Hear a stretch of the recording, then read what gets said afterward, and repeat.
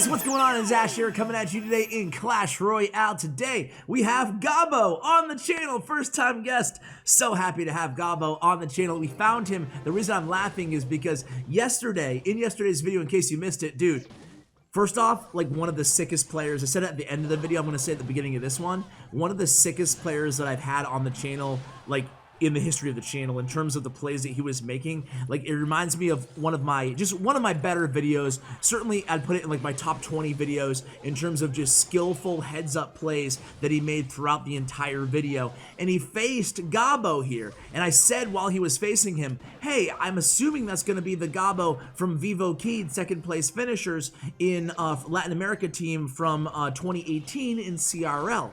And indeed it was. I messaged him on Twitter. It was him from yesterday's video. So here he is featured in today's video. The reason I wanted to share this deck, guys, it's the Hog Rider double spell deck. Now, it's similar to 2.6 Hog Cycle. It's also similar to the Hog Mini Pekka Princess Rocket deck, but it's really a hybrid there, with the Earthquake and the Snowball being the only spells inside this deck. It's an easier deck to play, in my opinion, than 2.6, and I also think it's easier than kind of the simple Hog Princess deck that we saw for the last 2 years in and out of the meta. This is a really solid version. One thing that you can do is substitute Fireball in for Earthquake if you don't have a leveled up Fireball, or excuse me, Earthquake, because I know a lot of you guys don't, but situations like this where we're able to take down that Inferno Tower, we don't get a Hog connection, but it's going to help out a lot against a classic log bait or a classic log bait with Valkyrie like we're going against here in this contest. So we have the Snowball here to defend against these goblins, and nice skeletons from the Goblin Barrel. Nice skeletons there by Gabo, combined with that Snowball on a 3-for-3 trade to deny all damage to his right tower. So forcing a Goblin Gang and a log out of the opponent there on the defensive end. We have bats there against that Princess. Nice bats, really doing a good job protecting his right tower. 1965 remaining. A nice rocket by the opponent there pushes that Hog Rider right into the Ice Spirit. And 1982 is the number on the left tower, a number that's close to my heart, because that's right, ladies and gentlemen, I am that ancient. The year I was born, 1982. 20 seconds remaining here on the clock. Musketeer down, also Snowball. That's going to deny all damage. I take that back. One Goblin stab on that right tower, 1557. That's the year that my grandfather was born. So here we go. It's going to be a Hog hit on that left tower. Make it, okay, one Hog hit, 1331. Here we go, cycling to another Snowball. Snowball's down. Meanwhile, Musketeer connects on that right tower with the bats, taking that tower down to 1561. Again, Earthquake's in hand. We're going to use it immediately here, forcing a lot of Elixir out of the opponent to stop that Hog, and they don't even stop it. One hit on that left tower, 680 HP remaining. 1 minute and 15 seconds into sudden death overtime. Here we go. It's going to be a Musketeer in the bats down on defense. 1267 HP on that right tower. Here it comes. Hog Rider is down. Earthquake's down. Going to get the Hog to the tower. 118-29. Tower down. Gabo takes down that left tower. GG's, my man, against Princess Master. All right, let's go into the next match, guys. All right, guys, into the next match here. Do you think that Princess Master was a master of princesses? Or was Princess Master a princess who's also a master? Think about that. We're going next level in today's video. Throwing some real curveballs, some real riddles at you guys.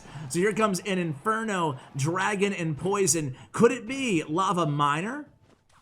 That's the only thing I can think of that runs Poison okay, I'm wrong. So maybe a Mega Knight deck? I don't know. He has an E-Wiz too. Okay, maybe a Graveyard deck. Graveyard, we're gonna go Graveyard now. Finally got it, I think. But Mini Pekka does take care of that Knight, just a sliver of HP remaining as he crosses over the bridge to the left lane. He's not going to get to our tower. So about 1 minute here into this second match of the video here against Code Magic. We go ahead and recycle that Ice Golem in the back, just waiting for the opponent to make a move here. Again, assuming they're playing Graveyard, we want to be rather passive, especially early on. So does the opponent. So here we go. We're going to do bats behind that Ice Golem. We attack opposite lane. Double Dragon deck with a Bomb Tower as well from the opponent here. We're going to get that Hog to the tower, though. Nice use of that Earthquake again. So here we go. 4 Elixir. The opponent can't do anything other than just let the baby dragon go into the Ice Golem. Nice timing and placement on that Ice Golem, avoiding absolutely all damage to our left tower. So far, so good here. 20 seconds remaining in single elixir time. So a knight in the back here in the left. We're going to attack the right again. Bomb towers in hand. Also, we going with the Mini Pekka. Oh, the Mini Pekka! Dude, what a sick play there. That was a sick play. Mini Pekka there for the E-Wiz, predicting the E-Wiz, and we take that right tower down. Oh, man, that was sick. Nice kite here, I think. As long as that knight doesn't come back to haunt us. Poison's also down here. We have a musketeer, we have Ice Golem just still kiting that knight away. Bats doing work on defense. Just brilliantly played, and a good game comes down from Code Magic. Man, that was a heads-up play there, Gabo. That was well played, my man, right? I mean, that was well played. Gosh, just having the Mini Pekka there, boom, right at the same time that damn magic archer was dropped. Sorry, I had to throw in a swear here and there to align with COPA regulations. I'm just kidding. I'm half kidding. So anyway, here we go with the baby dragon coming down as well. Skeleton's getting some chip damage to our right tower, but still we're able to defend here. Only 8 seconds remaining. That's going to be a good game, guys. There's nothing the opponent can do here. That big heads up prediction Mini Pekka on the E-Wiz told the tale of this entire battle. Very well played there by Gabo. We are 2-0, guys. Let's go to match number 3 here. Let's check to see where he is right now on ladder. He's at 7,144 trophies, assuming it updated maybe a little bit higher, because sometimes it's been taking like 20 or 30 seconds to actually update here. So come back at you guys when he finds his next match. All right, guys, match number 3, and he actually said, just in case you guys are curious, lagged this match at the end, almost made me lose, in case you're wondering why he kind of allowed that baby dragon to get on that right tower. Here we go against Ming Chan here inside this next contest. So we just start out with bats in the back here. Just kind of waiting. You'll notice that he doesn't start. I don't think Gabo has started either of the previous 2 matches out with a Hog Rider. So here we go against Battle Healer. So we already know the deck, right? Battle Healer, Electro Dragon, Magic Archer, Lightning, what am I forgetting? We basically know the Baby Dragon. We basically know the entire deck because there's only one Battle Healer deck being played at top ladder right now this entire season, and it's this deck. This is the only one that's actually made it to the end game. So Mini Pekka does get a hit there on that left tower, but that's trouble here, guys. Are we going to be able to kite these into the Musketeer? Musketeer stops for 1 bat, but that was it. 1 bat is on our right tower, but hey, a nice kite. Well, all said and done, we get like 3 or 4 hits from that Musketeer on the left tower. That was insane. Now bats here against the Magic Archer. Very, very well played here against Ming Chan. That was just really a heads-up move. In terms of nice kiting and just able to mitigate all damage there, not allow them to have enough elixir to support that push with a golem, an elixir golem, excuse me. So here comes that E-Drag we were talking about. Of course, Night Witch. How could I forget Night Witch in the deck, right? So here comes that E-Drag. They're not going to support it, though. They're not going to go in with the elixir golem. Beautiful Musketeer, going to allow us to take absolutely no damage. Let's see what we do here. Just going to go ahead and play an Ice Golem in front of that Musketeer, and we're not going to be able to take down that Battle Healer, though. She'll heal herself right back up, right? Bat's doing a little bit of work against the Baby Dragon, but oh, we just need 1 more hit.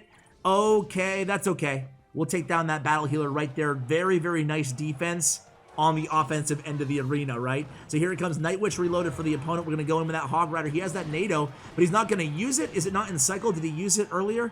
Or is he just trying to support this and turn into a monster push? This is going to be a very difficult push to stop here, guys, without having that fireball. I don't know how he's going to be able to do it. I don't think he wanted that Elixir Golem to go into the Battle Healer. I think he wanted to kite those support troops. We have 2 Musketeers down, but I just don't think we can stop this push, honestly, right?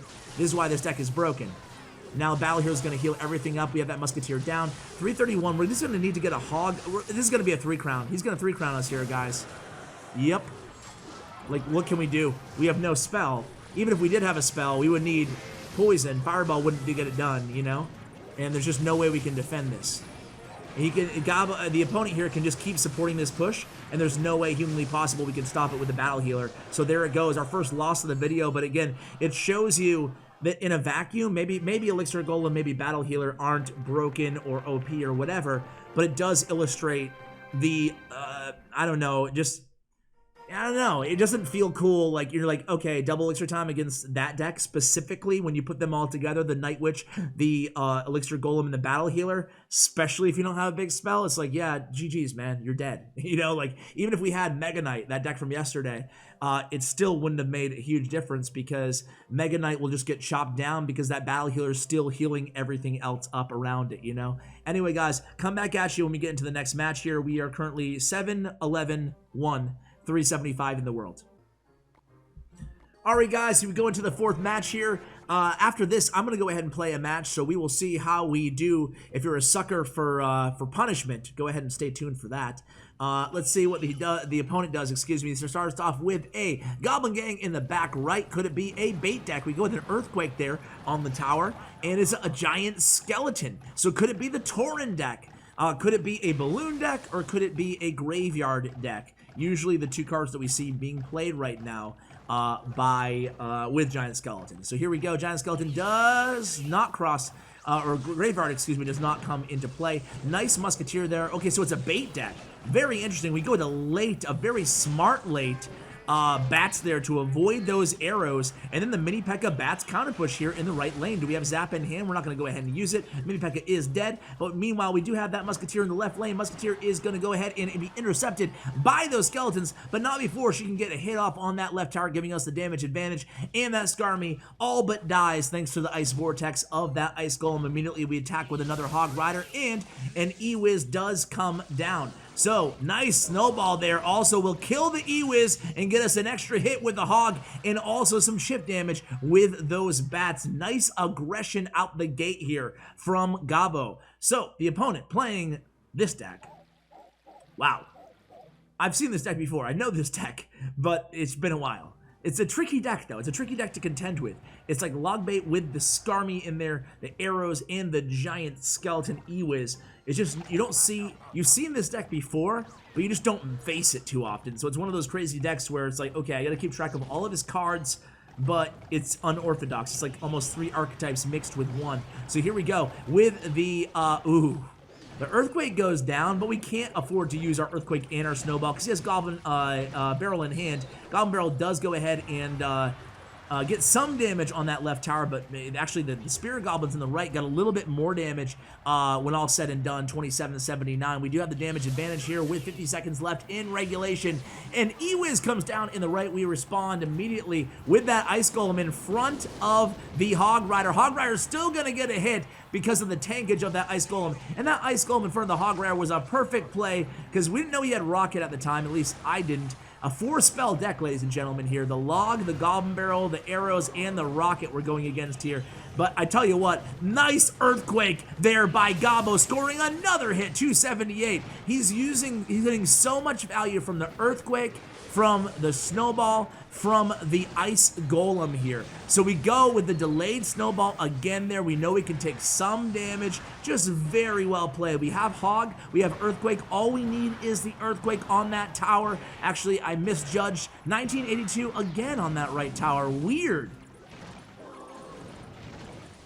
Anyway, the Snowball comes down and Gabo goes 3-1 in the video, guys.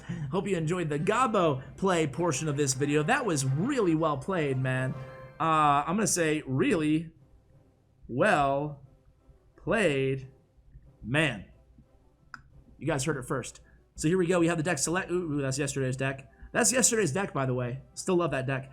All right, let's go to Gabo, view profile. Let's copy it over into slot number 4. And we're ready to go. 2.8 Hog Cycle. Let's get it on. Zio Han Goblin. Our opponent here. We do have the Hog, we have the Musketeer, and the Snowball in our starting hand. Let's go ahead and go with the Hog Rider. Meanwhile, we will go with the Snowball here. And let's see if we can... oh, wow. Didn't even need to waste the Earthquake. Okay, it worked out. It worked out. We don't kill those skeletons, unfortunately, though. Hey, when all's said and done... we did get a decent amount of damage. He's going to go in with the Princess here. Hopefully these, he doesn't log. He does, but we get it first. So now we know he has a kind of a weird deck. Going to go with the Hog Rider here as well. I'm figuring he has some sort of bait in this deck, right? He's not going to be able to NATO. Okay, now he's going to be able to NATO. He doesn't have a NATO, I guess. Okay, I'm feeling really good about this. I'm gonna go ahead and just use only bats there on the left. That way, just in case he supports this push in the right, I have some elixir left. He goes ahead and he uses an ill-advised NATO there. You know what that means, guys? We can actually attack here. Cycle to another hog because he just used his NATO. What does he have at this point? He doesn't have a good answer. He has that, okay. 1, 2. I'm gonna snowball here. Okay, so it didn't even hit all the skeletons. I was actually doing that snowball predicting like a Valkyrie or something, but it doesn't matter. Either way, we do end up taking that. So we're gonna have to do this way in the back, and then a Mini Pekka over here. Nice. So I had to play the bats in the back to avoid the princess, but also predicting that he might use a goblin barrel. So I think he might go on the left here. Let's see what he does. I think he does have the damage advantage. He doesn't have princess in hand though, so I think we'll be okay. 11 seconds remaining here. That's fine. I'm actually going to take a little bit of damage here on purpose. Just Cyclone Ice Golem. I'm kind of going to take it easy here. Earthquake, because I don't feel like the onus is on me at this point to rush. He goes with a wizard in the back. He might have rocket. Let's see if he uses it here. Okay, he doesn't have rocket apparently. I think he would have used it. I'm gonna go ahead and try to get that wizard off of the, okay. As long as I kill the Valkyrie, I'm cool here. Okay, perfect.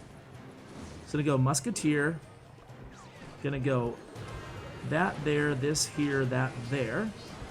Perfect, perfect.